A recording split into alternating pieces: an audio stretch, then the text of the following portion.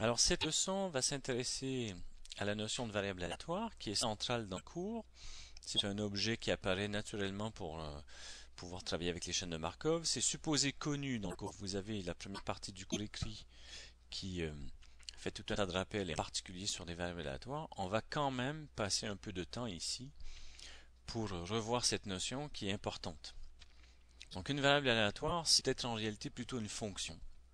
Une fonction qui est définie sur un certain ensemble E et dont la valeur pour chacun de ces éléments est toujours entre 0 et 1, puisque ce que l'on manipule sont des probabilités. L'ensemble E, c'est l'ensemble de toutes les choses que l'on peut observer, les choses qui peuvent se produire. Cela dépend de ce qu'on est en train de faire. Donc vous avez tous probablement travaillé à calculer des probabilités d'obtenir une certaine main au poker, ou la probabilité d'avoir un double 6 en lançant 2 dés.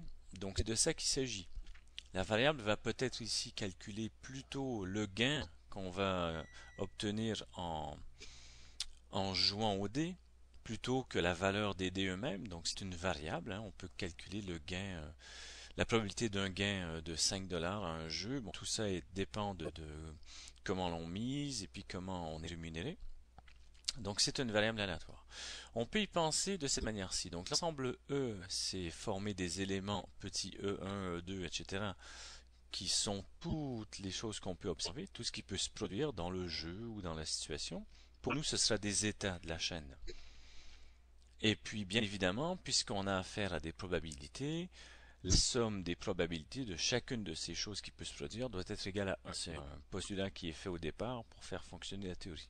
Si on prend toutes les éventualités, toutes sont probables avec des probabilités différentes et la somme de ces probabilités doit être 1. On est certain qu'il va se passer quelque chose.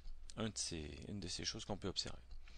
Une bonne façon de voir ces ensembles et ces variables et ces probabilités, c'est de manière graphique. Donc on va placer les éléments de E dans une espèce de grande boîte, l'univers de tout ce qui peut se produire, et on va s'intéresser à un seul ensemble. On va pas s'intéresser à un seul de ces, une seule de ces choses qui peut se produire, on va considérer plutôt un ensemble. Donc l'ensemble, ça va être un critère. On va s'intéresser, par exemple, lorsqu'on lance des dés, à la probabilité d'avoir un double. Non pas un double 6, qui serait une des choses qu'on peut observer, mais un double. Donc le double, il peut se manifester de 6 manières différentes, et il forme donc un sous-ensemble de toutes les paires de valeurs que je peux observer en lançant les dés.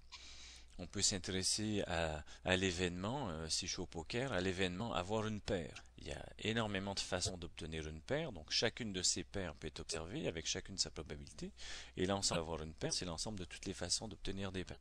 Je pourrais de la même manière avoir un sous-ensemble qui dit tomber sur un état qui est comme ceci ou comme cela, et je définis comme ça un ensemble. L'ensemble en question, on l'appelle un événement. Hein. C'est un événement, ça correspond à un sous-ensemble. Et donc la probabilité de l'événement, c'est la somme des probabilités de toutes les observations qui correspondent bien au critère qui est donné pour définir l'ensemble F. Donc, on manipule ces événements. Et la variable nous permet de calculer les probabilités de ces événements. Donc ensuite, puisqu'on a affaire à des probabilités, il y a plusieurs choses qui se passent. Donc la probabilité d'un événement F, la somme des observations qu'il constitue. Lorsque je prends deux événements, ces deux événements ne sont pas forcément disjoints. Donc si je pense par exemple à avoir un double au dé, j'ai 6 paires de dés qui font un double, mais si je pense à l'événement avoir une somme des deux dés qui est au moins égale à 5, eh ben ils ne sont pas disjoints parce que si j'ai un double 6, c'est aussi ça satisfait les deux conditions qui définissent les deux ensembles. Donc les deux ensembles ne sont pas disjoints. Donc la probabilité de l'événement qui est l'union des deux ensembles F et F' ne va pas forcément être égale à la somme ici. Et la somme ne se réalisera que dans un cas bien particulier. Alors, encore une fois, graphiquement, on peut voir les choses et on voit bien pourquoi on n'a pas égalité de la somme. Ici, si je fais F union F', il y a l'intersection commune aux deux ensembles qui vient troubler un peu le calcul ici, dont il faut tenir compte. Dans certains cas, on peut avoir une somme, cette propriété d'additivité, la probabilité des deux événements, de l'événement F union F', donc avoir un événement ou un autre, ça sera bien la somme des deux probabilités de l'événement F et de l'événement F', exactement lorsque ces deux événements sont disjoints.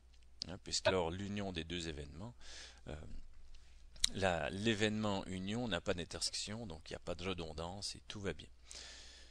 Donc en fait, je vous invite à regarder le cours et puis à réviser cette notion de variable aléatoire. Peut-être ça vaut la peine de faire quelques exercices pour se familiariser avec cette notion qui est centrale chez nous.